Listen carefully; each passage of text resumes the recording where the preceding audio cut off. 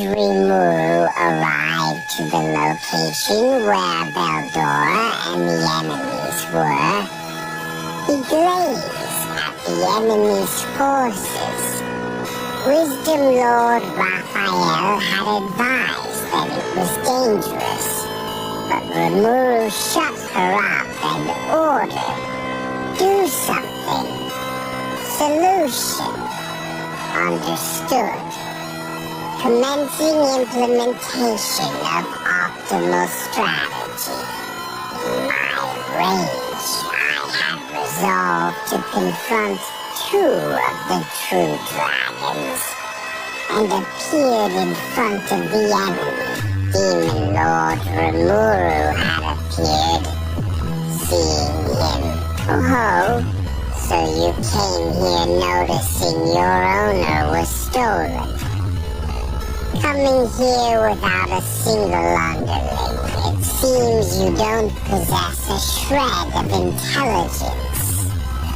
Make haste and rid me of this fool."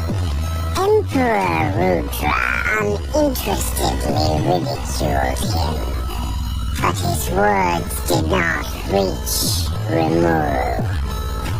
During this time, the Eastern Empire truly believed that Veldora was the strongest in Tempest, and Rimuru was just using the True Dragon power as his own. Rimuru, acting quick, already planned out the tactical conditions for victory in this situation they were. Recover Veldora, eliminate the threat, massacre every one of the Imperials. That was all. Recovering Veldora was the absolute condition, and took the highest priority.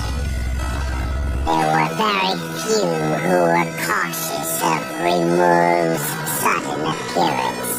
Currently, with the capture of Veldora, the Empire had a great advantage. Therefore, a single demon lord coming out was nothing in comparison to the threat from the recent appearance of a True Dragon, a demon lord who had only come after they had captured one of the strongest. True Dragon, and in addition the fact that they now controlled 2 of those True Dragons naturally lead to the assumption that they were not in any danger. danger. The strongest force of the Empire was gathered there. As a result, the Royal Knights didn't feel any tension. They thought having 2 true dragons and the strongest army of the Empire was overkill, especially to a newly born demon lord. But little did they know that Rimuru had lost his calm in a pit of anger and was about to change the whole battle with one demonic summon. I'll give you a warning. I know that your ability gives you absolute control over angelic skills, and that there's no breaking Castle Guard as long as someone believes in you. So what happens? If I burn your empire to the ground and erase every last one of your followers? Put that on the scales with having my friends be sacrificed, I do it without hesitation. That much cruelty I have resigned myself to long ago.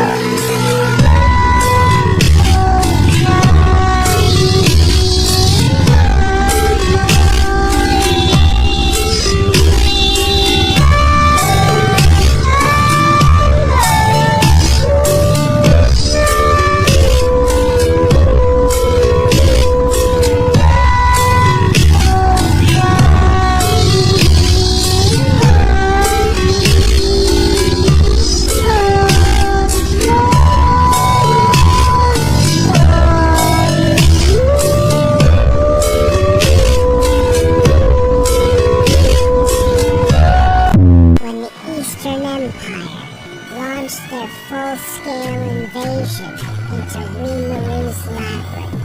They expected monsters, but they were not prepared for it. The moment the Empire's elite troops stepped inside, the atmosphere changed. Their spells warped, their senses twisted, because Zijin, the insect, was already watching them come, silent and utterly merciless. Using his ultimate skill illusion, King Mephisto, Zijin manipulated space itself. Every attack the Empire launched simply never reached. Blades missed, magic dissolved. Even their strongest and weaponry couldn't break his evolved divine characters. One Imperial general tried to flee. He never made it to the exit. Zijin didn't rush. He didn't roar. He simply walked forward, each step, erasing entire squads with supersonic strikes. Faster than thought. Inside the labyrinth, he was unstoppable, because Rimuru entrusted him with absolute authority. And Zijin intended to honor that trust with everything he had.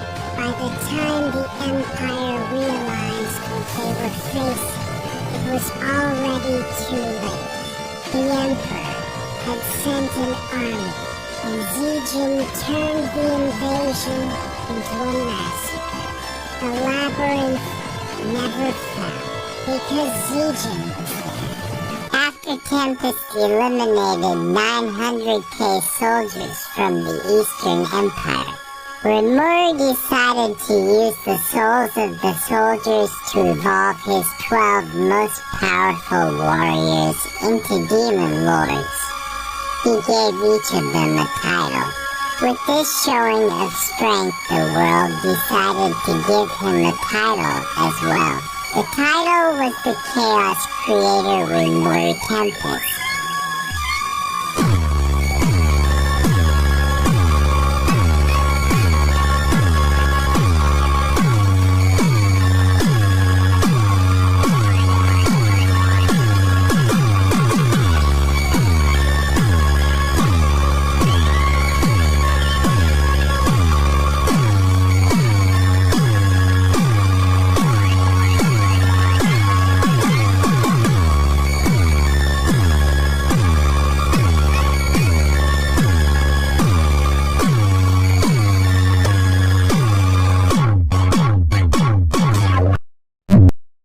It was as good a moment as any, as well as a small test. I made an attack towards Belgrade. A single strike from that sword had pierced the heavens and split the seas. Literally, the deadly shockwave bore no resemblance to the swing of a sword, and it severed Belgrade's wings in the middle of his evasion. My magical count was increasing rapidly. The rate of increase was so high that I was worried that it would expand beyond control and run rampant. With Ciel, there was no need to worry about that. Now that I was a true dragon, my magic count was finally in line with Veldora's, and I would break through the limit. Here I am, reborn as a new true dragon.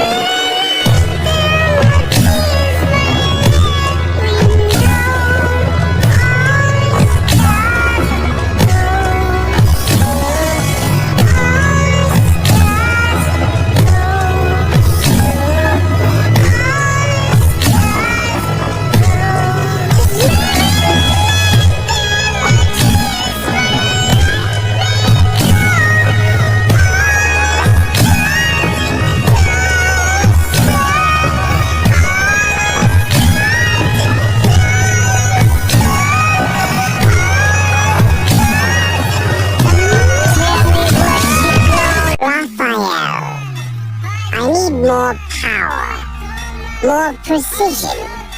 Can you handle it? Understood. Initiating evolution.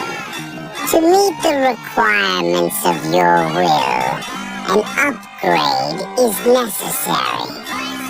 Notice, ultimate skill. Raphael is beginning to evolve. Evolving. Into what?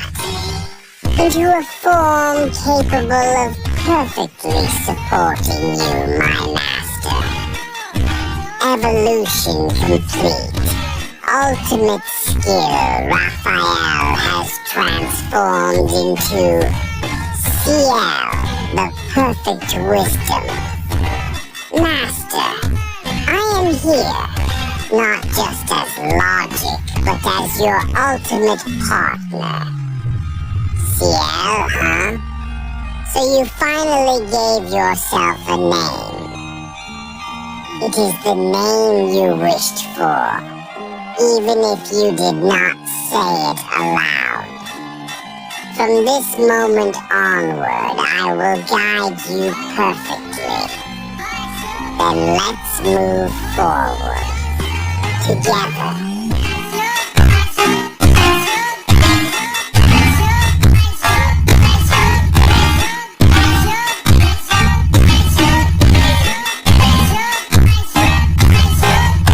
Masayuki, known at the time as just Rudra, was born millennia ago as a prince of the kingdom of Nazca, with the ambition to unite the entire world. At some point, he was taken under the tutelage of Veldanova, who trained him to be a chosen hero that could rival Guy Crimson, the first demon lord. Before his first confrontation with Guy, Veldanova approached him and proposed that they trade ultimate skills.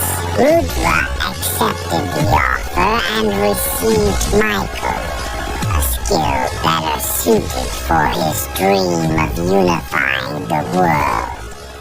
The fight that I fought for 2,000 years, it was to protect everyone, to delay the inevitable, to let the world stay in peace for a few more centuries. In exchange, I gave up my soul as it slowly corroded away, with each battle against Michael, the Lord of Justice. My dream was to unite the world, not to dominate. I am the most selfless hero, and the greatest emperor the world has ever seen. I am Rudra. At first, Guy's pawns were monsters and magics, while Rudra's were a portion of humanity. They had kept up this game, switching their pieces over the centuries, and now the game was coming to a head as the situation on both sides grew chaotic. Fundamentally, stealing pawns from each other was fair game. Not to mention their strongest pawns were their partners, the True Dragons. There was only one absolute rule in their game. They could only use the aforementioned pawns. In other words, as long as Guy and Rudra did not confront each other directly, they could do whatever they wanted. If this world were destroyed, naturally, the game would end. But neither of them wanted that, which was why certain preventative measures needed to be set in place. With that being said, there were certain wild cards in this game. These included the remaining True Dragon, Eldora, and the Primordial Demons. These wild cards were not directly involved in the game.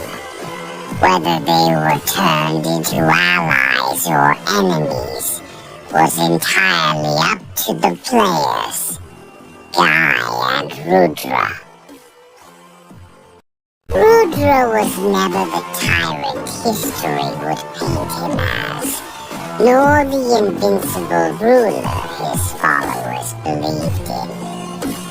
He was a man who dreamed too big, who bore the weight of an empire on fragile shoulders, only to be consumed by a will that was never his own.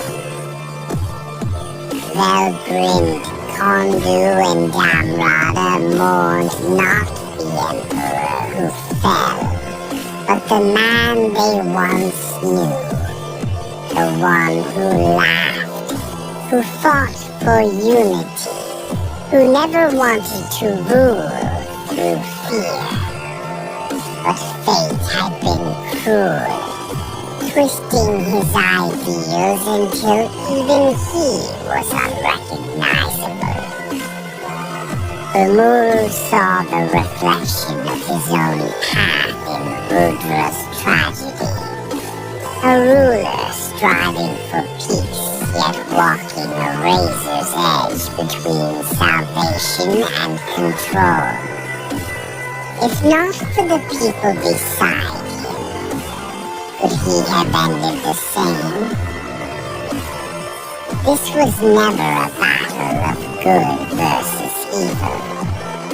Guy Crimson knew that better than anyone. Rudra had been his greatest rival, his fiercest opposition, but also the only one who truly understood him. And now, he was gone. No victory, no justice, just the quiet mourning of those who had lost something irreplaceable. Finally, the day had come. Guy bet on the last possibility, all according to the rules of the game.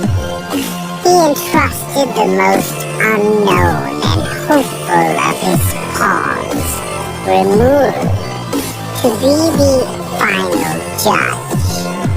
In all honesty, he wanted to make the move himself.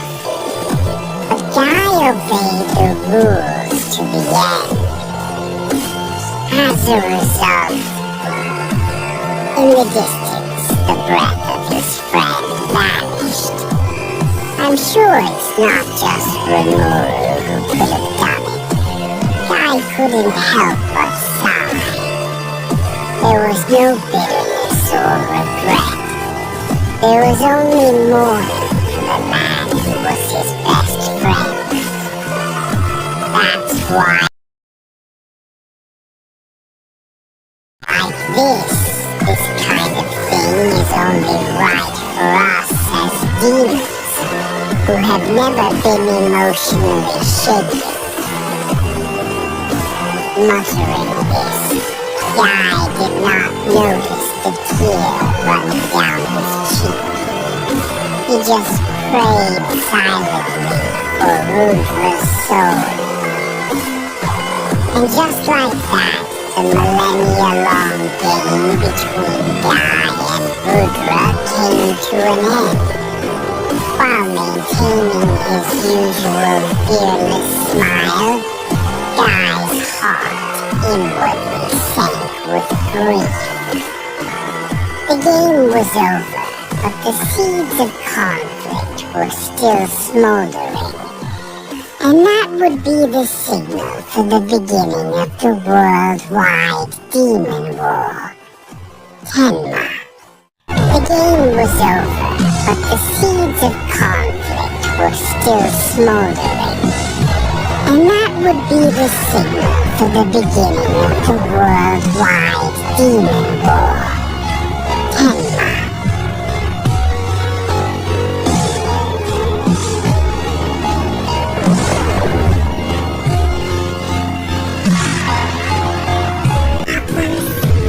You speak of the angels' invasion, yes?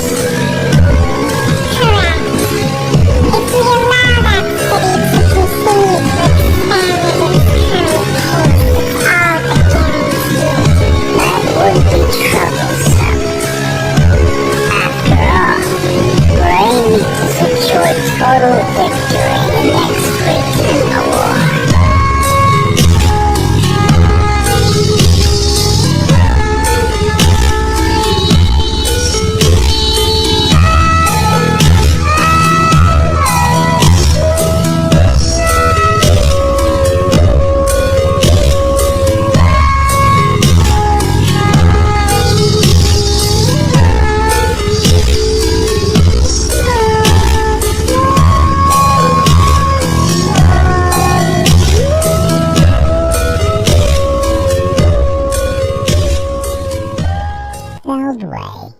The first servant created by Veldanava was very much like his creator. In contrast to Veldanava's long jet black hair, it seemed to hold the radiance of the stars of the world itself. Feldway had long silvery white hair that represented a shining light. His slitted eyes were cool, shimmering like blue stars. Rather than calling them beautiful, it would be more correct to call them divine. And in those eyes, there was a will of steel filled with determination. As befitting of his beauty, he had a tremendous presence. All the powers that Michael had gathered belonged to Feldway. In addition, the factors of Velzar and Velgrind, two true dragons, had become flesh and blood. In terms of strength, Feldway was now more substantial than ever before.